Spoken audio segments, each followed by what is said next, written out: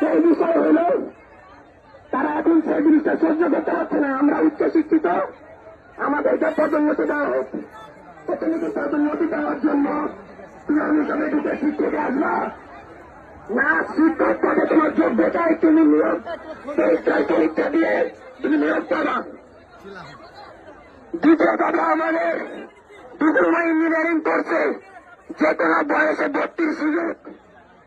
একটা পলিটেকনিকে দেখবো আগে ভাই আছে 7-8 বছর ধরে করে আছে, আছে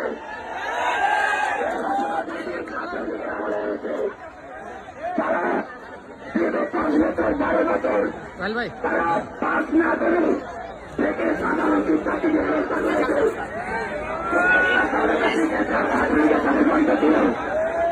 তাদের তারা ডিপ্লোমাতে ভর্তি হয়েছে 5 বছর আগে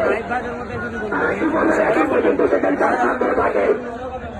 আমাদের দ্বিতীয় দাবি, তাদের পরবর্তী প্রতিবাদ থেকে তাদেরকে সেখান থেকে বিচ্যুতি করতে হবে এবং আমাদের যে একাডেমিক কার্যক্রম আছে, একাডেমিক ক্যারিকুলাম বাংলাতে, সেই ক্যারিকুলামকে ইংলিশে নিয়ে আসতে হবে। আমাদের যে তৃতীয় বাংলা দাবি, উপসরকারি সমমান বসন যে 4 বছর মেয়াদী ডিপ্লোমা